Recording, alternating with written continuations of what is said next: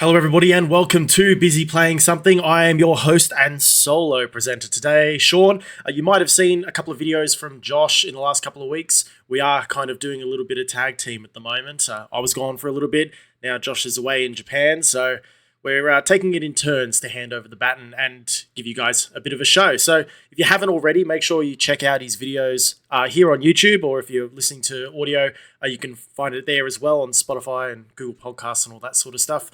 Regarding not only the PlayStation Pro, the reveal there, but also some potential information about the Nintendo Switch 2 and about whether or not the leaks are exactly what we're hoping for it to be.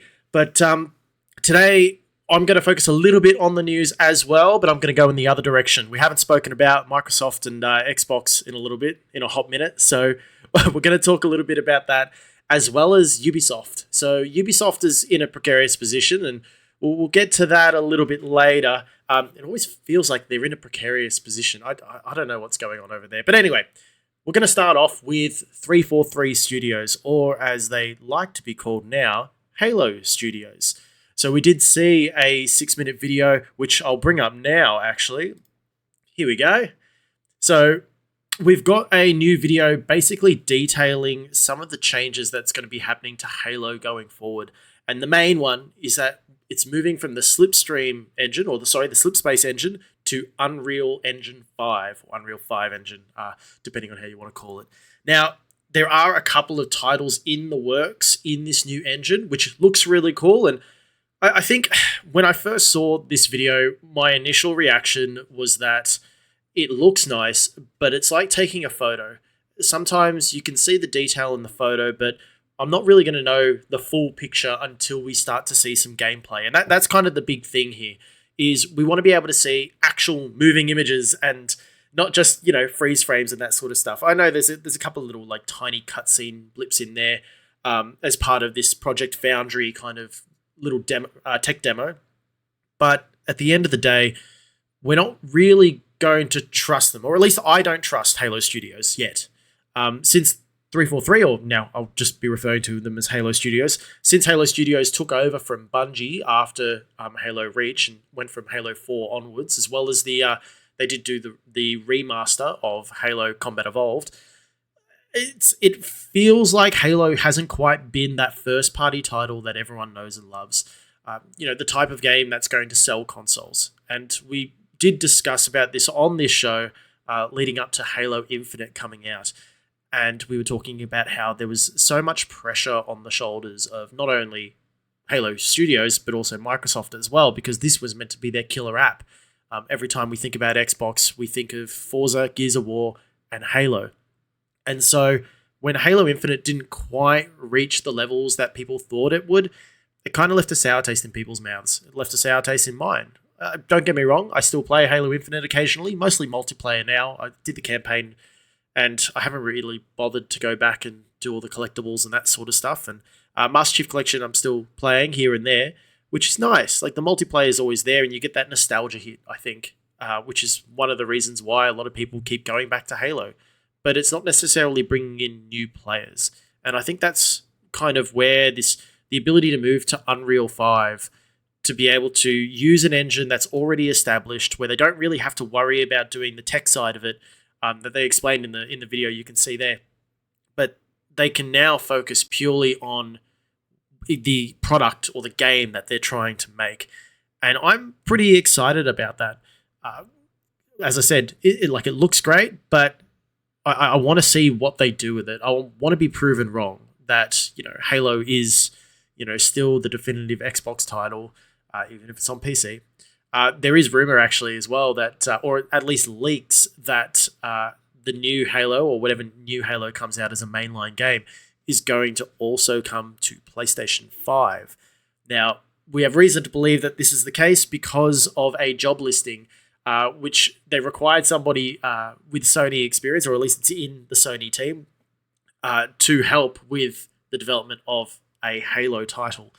So, as I said, we've got a few Halo titles in the works that Halo Studios has mentioned, so we don't know whether or not it is a mainline one, or if it's like a smaller title or anything like that, or if it's an absolute remake of the original Halo, which is what I think a lot of people are kind of crying out for. that ability to be able to dive back into the original Halo, but kind of in a modern take of it. Because the game came out 2001. So it's over 20 years. And, we're getting remakes of games that have been around for a little bit less time than that. So I think it's about time. There's a couple of other things regarding Halo, which is that Halo Infinite is going to get a third-person update coming in November, which is cool. I think it's not necessarily going to be getting people back into the game 100%. You might have a look at it, but it feels like Halo Infinite's kind of been left to the wayside. Focusing on multiplayer is probably the smartest thing they can do, but even a campaign expansion or something like that could have been really nice. I don't think we're going to get that. I think they've moved on. They'll just have online support and that sort of stuff. But I don't know. I feel like Halo needs the love that it deserves. And hopefully moving to the new engine, they're going to be able to do that.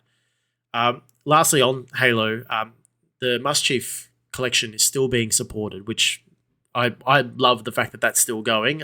I know we talked about the tumultuous beginnings of it, but now it's one of the staples that you would have as any kind of multiplayer game, whether it's on PC or Xbox. It's one of those games that you'd have, especially if you've got Game Pass. You'd be playing that for free to an extent. But that's currently being supported with a mod for PC only, so not on Xbox, where they're actually showcasing the Halo 2 tech demo.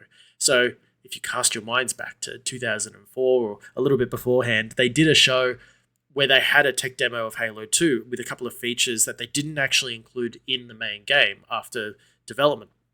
So now we're going to get that tech demo as part of a mod. Now, you can play it on PC, so you'll be able to play it on PC. You will be able to play it on the Steam Deck as well, as long as you get the mod organized through that. But you won't be able to play it on console because the console does not actually handle mods. So I think that's kind of a little bit interesting. It would have been nice to kind of have that sort of support available for Xbox, but they're not quite there yet. That's all right. We don't have to worry too much about that. But I think to kind of summarize the whole Halo thing is that Halo has been around for so long. It's one of the staples in the industry in terms of name and branding. I've even got the helmet myself, and I'm still a big fan of playing multiplayer and running through the campaigns, as previously said. But it's fallen. I think people have fallen out of love with it, and the ability to kind of have a restart or remake it or something like that. It's the best thing for Halo right now, because otherwise it's going to be one of those games that, or game series that, peaked really high with Halo 1 and Halo 2 and Halo 3 even, which is probably my favorite, to be honest. And then it's kind of gone downhill since Bungie left, which is unfortunate because Bungie's gone off and done Destiny, which has been really great. And now they're butchering that too. So yay, fun times. But I think it's going to be interesting to see what happens over the next 12 months as to what Halo Studios does with the Halo IP and whether or not Microsoft's going to be pushing it hard. I have a feeling, marketing-wise, that they will. It's surprising that we get this announcement around the time of the Halo World Championship, so it kind of makes a lot of sense. But it's one of those wait-and-see moments. Now, the other topic that I wanted to quickly talk about, and yes, this is a bit of a shorter show, but that's okay. We've got another one coming next week, so don't mind that. But I wanted to talk about Ubisoft. So Ubisoft has gone through a lot of issues as of late. One of them is a new lawsuit regarding data. So basically there was agreements in the game, well, not even agreements, but the game would share data with Meta, so who owns Facebook and that sort of thing, and without the checkbox. So you know how you've got to say, yep, I agree to third parties, my data being shared to third parties. Usually you'd have to check that box, and there are laws that dictate that sort of stuff. Unfortunately, those checkboxes weren't basically brought in. That's the summary on it. But anyway, there's a potential class action lawsuit happening, which it's just another kind of nail in what's turning out to be a coffin for Ubisoft in a sense, at least for public perception. They've had a couple of issues as of late. Not only that, but their stock prices as well. So it's actually dropped to a 10-year low. during the pandemic, it was at its highest. It was like $23 a share, which it doesn't sound like much to some, but it was a big deal. But now it's down to like $2.21, something like that. So that's over 80% decline. And I'm pretty sure that's 2019, 2020 to now, which is October 2024. So that's a huge drop. And they haven't really had a lot of big games in that meantime. So I think we know Valhalla, like Assassin's Creed Valhalla. We know Division 2 in that time. They did the Mario Sparks of Hope, so the sequel to Kingdom Battle. They did a whole bunch of other titles, but none of them really reached kind of those sorts of heights, which is really not good for a third-party publisher. Now, one of the things that has been brought up is that the founding family, so I think it's the Guillemot family, so they are in talks with Tencent, who also have not part majority ownership. I think it's like 15% to the 10% for the Tencent. 10%, yeah, go figure. For a potential buyout or potential going private, because they're currently a publicly traded company. But even like selling off some IPs or something like that, they're currently doing a little bit of damage control. And I think that's come off the back of not only Assassin's Creed Shadows and the talk about that, but with the fact that they haven't really had any major games that have kind of been acclaimed in a sense. So, by the way, for those who don't know, yeah, Assassin's Creed Shadows got moved to February next year rather than their release date later this year. They were meant to be at the Tokyo Game Show in September, but they pulled out, I think, a week or two beforehand, just out of the blue, with a statement saying, yeah, we're going to try and fix the game. And then they came out with another statement late September, basically stating that they had made some mistakes and that they were fixing things. And everyone's like, oh, well, what are you fixing? They wouldn't say. So there's a bit of drama around Shadows, which is going to be very interesting, considering that we've been hearing talk about Assassin's Creed 4 having a remake, which I'd be very excited for. It's the Skull and Bones that should have been, I guess. But that was actually rumored to be November next year release, so in about 12 months' time. I'm not sure if that's going to be pushed back because of the Shadows delay or not. But Assassin's Creed 4, I feel like, is one of, if not the most popular Assassin's Creed game, besides number 2 and the character of Ezio. But in terms of actual gameplay, I found, especially talking to people about the Assassin's Creed game series, that Black Flag was the primary one that everyone loved, not only about being a pirate and that sort of stuff, but you've got the naval combat, you've got the exploration, you've got the land battles, there's the whole range of different things, and even collectibles. So I'm looking forward to seeing a remake. I'm going to be very interested to see how far out from launch that Ubisoft decide to tell people, because it sounds like one of those things that if you want to build goodwill or if you want to build hype for something, like, you announce it early. So you might say, okay, yep, we are definitely launching late next year even. You don't even have to give a month, but you could say late next year, and it gets people hyped for the game. And then, you can kind of go off the whole merchandise, which Ubisoft love their merchandise. So you can go through the sales for that. You can go through the older games. You can do Steam sales, whatever it is. And you can kind of build up a marketing campaign leading up to the remake. But if they leave it too late, so if they give themselves maybe 2 months or 3 months, and we find out in, say, July that it's coming out October, November or something like that, it doesn't really give a lot of hope for the next 6 months. And especially with a game such as Star Wars Outlaws that has come out, which, oh yeah, you guys forgot about that, didn't you? Star Wars Outlaws came out, and not many people were too excited about that one once it released. We were kind of excited, but also, like, I was skeptical at best about whether or not I'd enjoy it. I ended up playing it early, actually, before it launched. I got invited to a thing, and I was able to play it early, and it played okay from the demo that I played. But now that the game's been released, and we've seen the reviews, and we've seen basically the fact that it's a glitchy mess in some instances, it's one of those games where, you wait for Christmas and it will drop down to, 25, 30 Australian dollars or something like that. So, yeah, Ubisoft hasn't had a very good time. And we're hoping, well, at least I'm hoping, that things can look better. They've had a checkered history in the past already, but at the end of the day, when we look at third-party publishers like Ubisoft, we're looking at the games that they produce, not necessarily on the platforms, but the games that they produce. And recently, it's been Star Wars Outlaws, Assassin's Creed Shadows is pushed to next year. You can't really get excited.